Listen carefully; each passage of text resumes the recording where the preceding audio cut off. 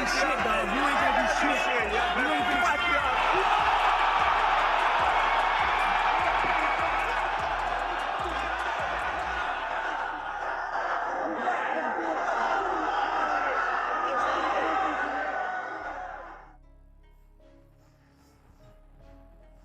The atmosphere was electric before Strickland and Khamzat Chimaev even stepped into the octagon, transforming what should have been a routine press conference into an explosive psychological battlefield that left Dana White visibly stunned and fans questioning whether the main event would survive the verbal carnage. This transcended typical fight promotion, evolving into a dangerous collision of raw aggression, deeply personal attacks, and nationalist fervor that pushed both fighters to their absolute breaking points.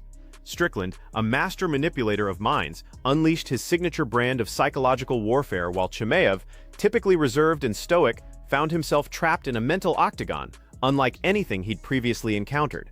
The tension became suffocating as each inflammatory word threatened to derail the entire event, with the world watching breathlessly as two of the sport's most volatile personalities engaged in verbal combat that promised to spill over into something far more dangerous and unpredictable. You I'm gonna be your daddy in the cage. I make you cry again.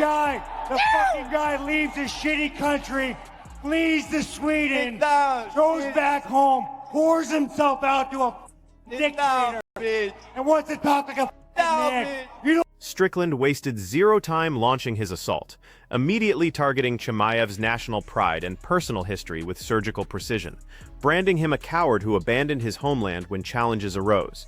These weren't standard pre-fight mind games, but calculated, deeply personal strikes designed to shatter Chimaev's psychological armor by attacking the very foundation of his identity and heritage. The crowd's collective gasp signaled everyone understood this had crossed into uncharted territory, as Strickland methodically weaponized every piece of research he'd conducted, from Chimaev's health struggles to his relationship with his management team. He painted a humiliating portrait of weakness and abandonment, questioning Chimaev's warrior spirit while simultaneously positioning himself as the embodiment of unwavering determination. Chimaev, normally a man of few words who preferred letting his fists communicate, visibly bristled under the relentless barrage as Strickland continued his psychological assassination, determined to strip away every layer of his opponent's carefully constructed fighting persona. I was there when he walked off the mat when he had COVID and retired. Woo! And his dad, Ali, had to call him and say, hey, you better get back there and make me money. I've almost died in a motorcycle accident. Did I fucking quit? Did I fucking retire? You let the common cold retire you. Don't talk about me being a bitch, bro. You had a cough and you quit this fucking sport. The accusations intensified when Strickland zeroed in on Chimaev's COVID-related withdrawal, crafting a devastating narrative about a fighter who quit over what he dismissively called a common cold and needed his manager to convince him to return to competition. This attack struck at the very heart of what it means to be a warrior, contrasting Chimaev's perceived weakness with Strickland's own claims of unbreakable resilience and mental toughness. The formerly composed Chimaev began showing visible cracks in his calm exterior as dismissive shrugs transformed into seething glares and quiet confidence morphed into open threats of violence. Strickland sensed blood in the water and doubled down with increasingly inflammatory language, pushing his opponent further into a psychological corner, while the entire room watched this high-stakes mental chess match unfold. The boundaries of acceptable combat sports discourse were being shattered with each exchange as both fighters bet their reputations on who would break first. Sean, what is more important to you, winning that gold belt or beating Khamzat Chimaev? Never gonna beat me, never. Yeah, motherfucker. I beat you in the gym, I'll beat you here. I'll beat you on the stage in front of everybody, I you beat you motherfucker. all day, every day. Yeah, shut the fuck up, little fucking Chechen whore. Then Strickland delivered what many considered the ultimate insult, telling a reporter to shut the fuck up, little fucking Chechen whore, in a moment that sent shockwaves through the entire venue. This calculated strike combined personal history, national identity, and deeply offensive language in a single devastating blow designed to trigger an uncontrollable explosion of rage from his opponent. The room erupted as everyone recognized this wasn't competitive banter anymore, but a direct challenge to Chimaev's entire existence, crossing lines that couldn't be uncrossed. Even Dana White, a veteran of countless heated rivalries and explosive confrontations, displayed a nervous edge beneath his trademark confidence as the energy became palpable and dangerous. The pressing question shifted from anticipation about their upcoming fight to whether these two volatile personalities could be kept apart long enough to make it to the octagon, with Dana's decision to proceed with their face-off representing a calculated but potentially catastrophic gamble. Question for you. When you look at the UFC rivalries of the past, where does this rank in terms of the most heated rivalries we've had? Top 3 all time. Top 3 all time. Are you going to let them face off at the end of this press conference? What's that? Are you going to let them face off at the end of this press conference? Absolutely. Dana White's assessment was unambiguous, declaring this a top 3 rivalry in UFC history while confirming that despite the unprecedented tension and barely contained violence, the face-off would absolutely proceed as planned. This decision represented both a marketing masterstroke and a dangerous gamble, promising fans more explosive confrontation while risking genuine chaos when two alpha predators consumed by mutual hatred would stand nose-to-nose with nothing separating them but air. Strickland's attacks had evolved beyond personal insults into controversial nationalist territory, positioning himself as defending American values against what he portrayed as a foreign threat to his ideology and country.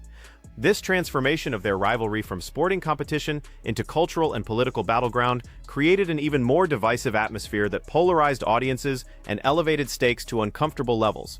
The rhetoric resonated with certain segments while alienating others, turning the event into something far more significant and dangerous than mere athletic competition. I'm an American. I know how to be a fucking man. You see how they put my fans over here? We have fucking dignity. We know how to be a fucking man. Stop, bitch. You see those fucking heathens over here? Stop You it. shouldn't be allowed in this fucking country. The microphone became Strickland's weapon as he declared his American identity while dismissing Chimaev's supporters as fucking heathens who shouldn't be permitted in the country, delivering raw xenophobic sentiment that shocked even seasoned observers. This brazen display pushed their conflict beyond the cage into realms of nationalism and cultural antagonism that left the crowd initially stunned into silence before erupting in furious response. Strickland had either crossed an irreversible line that would forever damage his reputation or achieved exactly the incendiary reaction he craved to fuel the animosity and controversy surrounding their impending clash. You guys are the definition of fucking dog shit, and you need to get the fuck out of America and stop ruining it. You motherfuckers, you guys know how to be fucking men. You live in a country with fucking men built by men. You live in a country built by men better than you just actually fuck up. Strickland pressed his advantage without hesitation, escalating his attack by labeling Chimaev and his fan base as fucking dog shit who needed to immediately leave America, positioning himself as the sole defender of true American values against foreign corruption. This masterful display of psychological manipulation was designed to galvanize his supporter base, while simultaneously enraging his opponent through political undertones that transformed their sporting event into a cultural battlefield. Chimaev's patience was being systematically destroyed with each inflammatory word, but the Chechen fighter wasn't built to absorb punishment without retaliation, and his simmering fury promised an explosive counteroffensive that would target Strickland's own vulnerabilities and perceived weaknesses. Yeah, you coach Eric takes off me from you. I squeeze off your neck, man. You was tapping it all the time. Squeeze up, shut the fuck Yeah, up. I squeeze all juice out of you, man. You bitch. Oh yeah. Who are you talking to? That's America. America love me, bro. You Oh yeah. Nobody oh, loves yeah. you. Oh yeah. Hey, yeah. Oh yeah. Chimaev's response carried the weight of barely contained violence as he promised to squeeze all juice out of him while referencing past sparring sessions where he claimed Strickland had repeatedly tapped out, using these alleged incidents as proof of his opponent's fundamental weakness. The verbal warfare escalated exponentially as Chimaev defiantly proclaimed, "America loves me," directly challenging Strickland's nationalist narrative while the crowd roared at their spiraling animosity. Strickland countered like a relentless predator, finding new angles of attack by questioning Chimaev's morality and humanity, even making veiled accusations of impropriety that attempted to completely dehumanize his opponent beyond any acceptable boundaries of competition. Fuck you, Sit bitch. down, shut up. Yeah, you're a fucking You're whore. gonna sit Shut down up. and shut up. Hey, don't make You're call gonna you. sit down Don't and call shut your up. daddy Cordero. You're gonna sit You're down gonna let and him shut choke you out for a fucking G-Wagon. What you gonna Fuck do? you. Fuck you. That's what a fucking bitch looks like, guys. Fuck you, fucking bitch. bitch. Strickland's relentless stream of fucking bitch epithets created a visceral assault designed to break Chimaev's spirit before launching into deeply inflammatory accusations about selling out for material gains, referencing controversial past incidents with former management. These low blows targeted Chimaev's integrity, perceived loyalty, and personal character with such audacious crudeness that the room collectively gasped at the sheer brutality of the psychological attack. As the press conference continued, Strickland weaponized religion and national identity with increasingly dangerous rhetoric that portrayed him as a crusader for conservative American values against entire cultures he deemed unworthy. He fucking did. He fucking did. If that is how you react, let's go, bro. Hey, America's the nation of Christ, the nation of freedom. Watch you out, don't fucking belong here. Down now. Gotta sit down, bitch. Motherfucker. Go ahead. Strickland's declaration that America is a nation of Christ, while aggressively questioning Chimaev's right to belong, pushed their exchange into overtly religious and xenophobic territory that left audiences grappling with implications far beyond sport. His demand for Chimaev to sit down, bitch, was delivered with such ferocious intensity that it transcended typical rivalry into genuinely dangerous realm, threatening to erupt into violence outside the octagon. This confrontation had evolved from athletic competition into something far more sinister and impactful, representing a clash of worldviews with potentially devastating consequences that would extend far beyond their eventual fight.